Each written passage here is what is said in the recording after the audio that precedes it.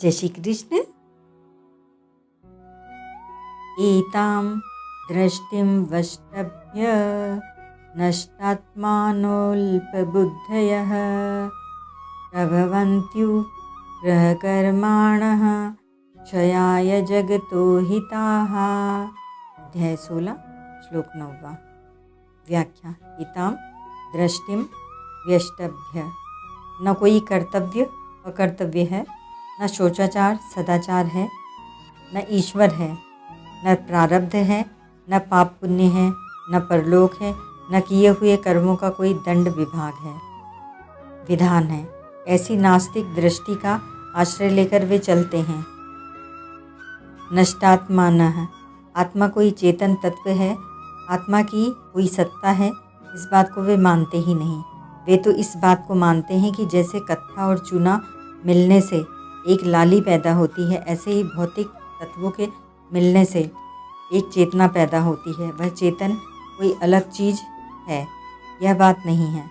उनकी दृष्टि में जड़ ही मुख्य होता है, इसीलिए वे चेतन तत्व से बिल्कुल ही विमुख रहते हैं। चेतन तत्व आत्मा से विमुख होने से उनका पतन हो चुका होता है।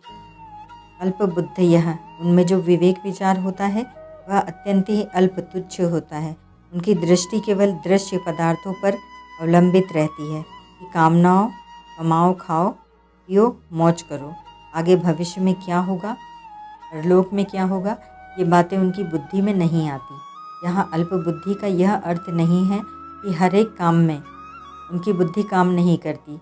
सत्य तत्व क्या है, धर्म क्या है, अधर्म क्या है, सदाचार दुराचार क्या है और उनका परिणाम क्या होता है, इस विषय में उनकी बुद्धि काम नहीं करती, परंतु धनादि वस्तुओं के संग्रह में उनकी बुद्धि बड़ी तेज होती है।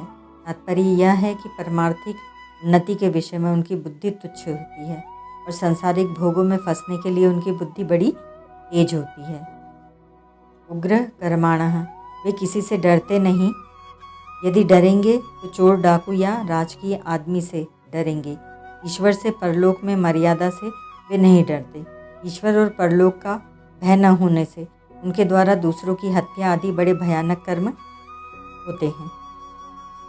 अहिताः, उनका स्वभाव खराब होने से वे दूसरों का अहित नुकसान करने में ही लगे रहते हैं और दूसरों का नुकसान करने में ही उनको सुख होता है।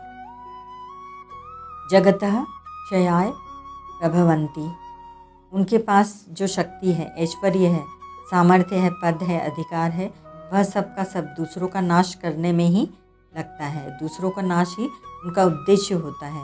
अपना स्वार्थ पूरा सिद्ध हो या थोड़ा सिद्ध हो अथवा बिल्कुल सिद्ध ना हो, पर वे दूसरों की उन्नति को सह नहीं सकते।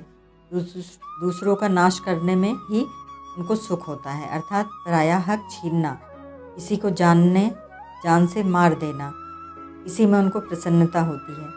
सिंह जैसे दूसरे पशुओं को मार कर खा जाता है, दूसरों के दुख की परवाह नहीं करता, और राजकीय स्वार्थी अफसर जैसे 10, 50, 100 रुपयों के लिए हजारों रुपयों का सरकारी नुकसान कर देते हैं, ऐसे ही अपना स्वार्थ पूरा करने के लिए दूसरों का चाहे इतना ही नुकसान हो जाए, उसकी वे परवाह नहीं करते। वे आसुर स्वभाव वाले पशु पक्षियों को मारकर खा जाते हैं और अपने थोड़े से सुख के लिए दूसरों को कितना दुख हुआ, इसको वे सोच ही नहीं सकते। ओम तत्सत।